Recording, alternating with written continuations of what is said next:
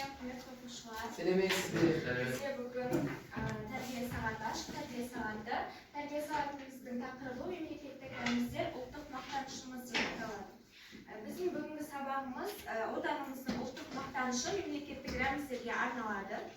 Yani biz bu sabahtan memleketlik rəmizlerге katısты bilimlerimizi толықтырып, құрметтерді үйренетін боламыз. Олай болса, sabahımızды бастамас бұрын, осы біздің тәуелсіз елімізге, Қазақстанымызға қандай айтар тілектеріңіз бар? Мысалы, мен айтар болсам, мен болашақта Қазақстанда жаңағы айқын мақсаттарым оңай жетуіне және де жарқын болашақ тілеймін. Ары қарай кім жалғастырады? Азамат? Мен Қазақстан экономикасы дамыған мемлекеттер арасында қосылған болайын. Өте жақсы, тағы қыздар. Расыл?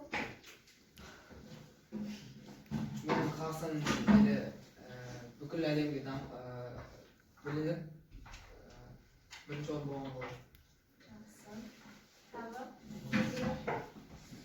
Қазақстан туризм саласындағы басқа елдермен жақсы Қарым-қатынас. жақсы қарым-қатынасы болғанын қалаймын. Өте жақсы. Яғни біз ары қарай сабағымызды топтық жұмыста жалғастыратын болғандықтан біз топқа бөлініп алайық. Тақтар көмегімен топқа бөлінейік. Бірінші топ мына партаға Айназ, Азизхан, Исман, Риман, Алихан орналасса, ары қарай екінші топта мында екі, үш және төртінші топ боламыз. Тезек сұрақ қоямыз. Жалпы кез келген мемлекеттің айшығы ол мемлекеттік рәміздер екені белгілі. Бізде бүгінгі сабағымызды осы мемлекеттік рәміздердің бірі әнұранмен бастайық деген ойдамын. Орнымыздан тұрып.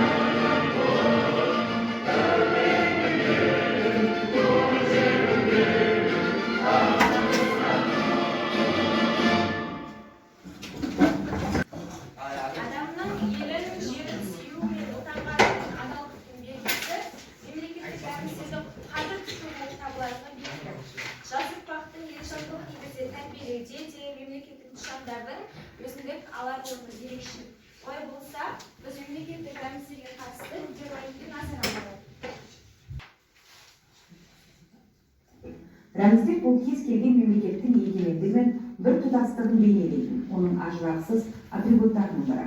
Қазақстанда ту, елтаңба және әнұран мемлекеттік рәміздер болып саналады. 1992 жылдың басында жоғары кеңестің төралқасы мемлекеттік символиканы дайындау бойынша жұмыс тобын құру туралы қаулы қабылдады. Қаулыға сәйкес елтаңба, ту және әнұран жобаларын жасауға конкурс жарияланды. Оған отырысында мемлекеттік рәміздер туралы жарлыққа тиісті түзету енгізіп, еліміздің жаңа мемлекеттік гимнін бекітті.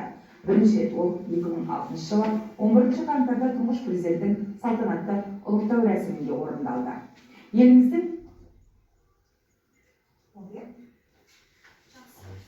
Жалпы осы рәміздерге байланысты ақпаратты алдық деп ойлаймын. Рәміздер күні қай күні тойланатынын білесіздер ме? Жалпы 4 маусым күні алғаш рет 1992 жылы түнмен елтаңба қабылданған болатын. Соған орай 4 маусым рәміздер күні болып тойланатын болды. Сіздерге келесі тапсырма ілгіш әдісі аталады. Алдарыңызда сіздерде ілгіш және қағазда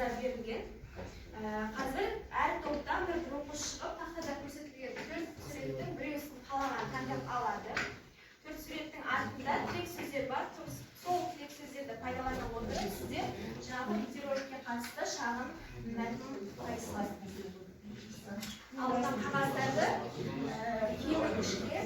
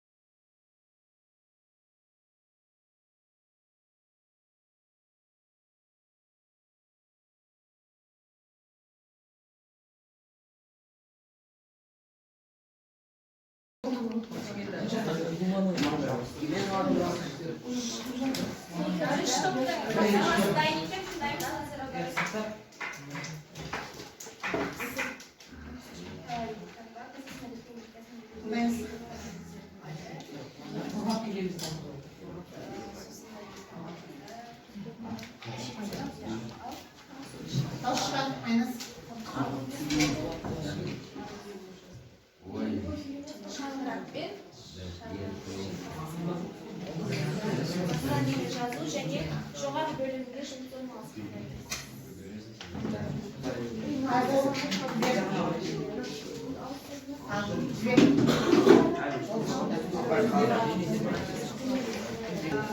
Бұл шаңырақ ол ең басты элементі болып саналады.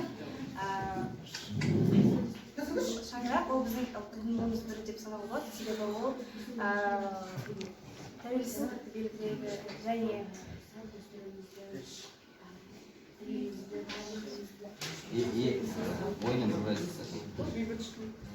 шыңғыстың белгісі деп айтуға болады, себебі шаңырақ болған жерде әрдайым тыныштық. Өте жақсы. Келесі екінші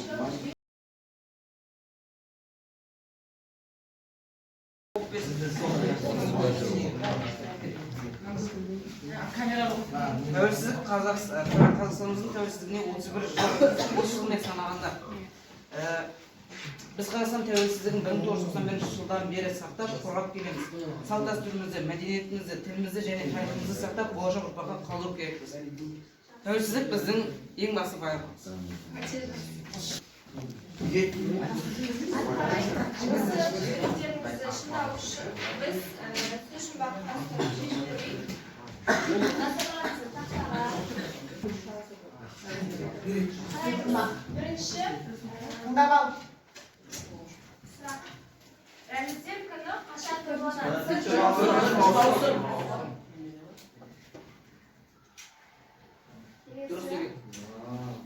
Алғашқы әнұранның ауыстырылу себебі?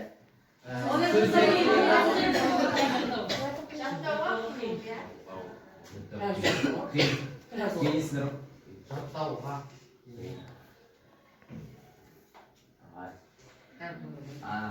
Елтаңба авторының бірі? Елтаңбаның Байғаров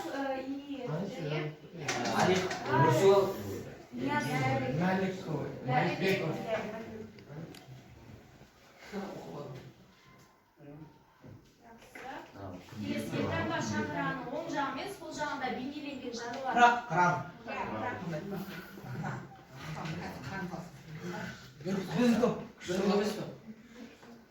Қазақстан деген жазу қай рәмізден?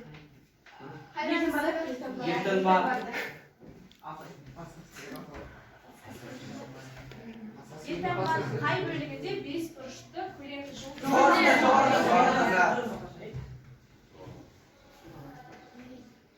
Салтанатты жиында орындалатын ән?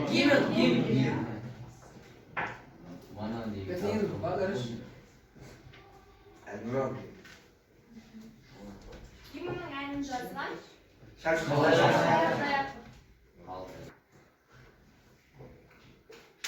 Тудың авторы? Ниязбеков.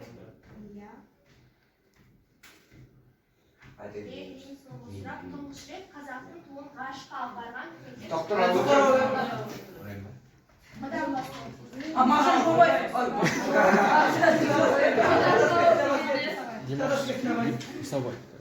Сабаев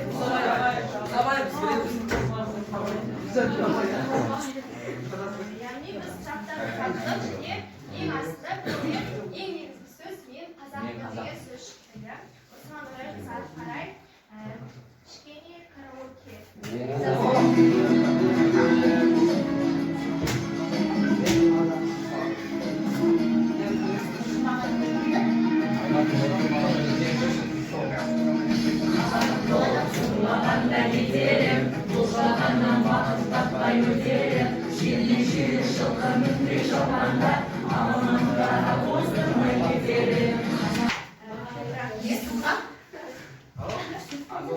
серпіп алдық деп ойлаймын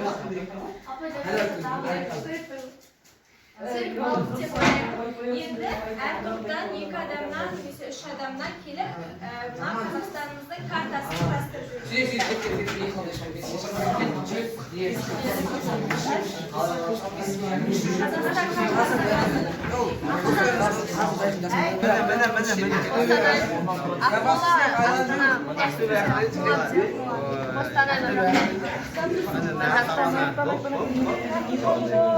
Ей, ана жаққа кетеді ғой. Ақтөбенің қайтып Орал